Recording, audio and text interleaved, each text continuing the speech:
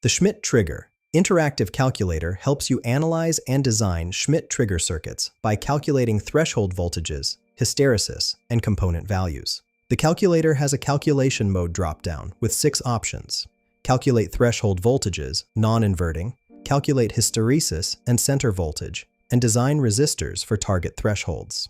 Calculate inverting Schmitt thresholds, calculate RC oscillator frequency and duty cycle, and determine noise immunity margin. For this demonstration, I'm using Calculate Threshold Voltages Non-Inverting.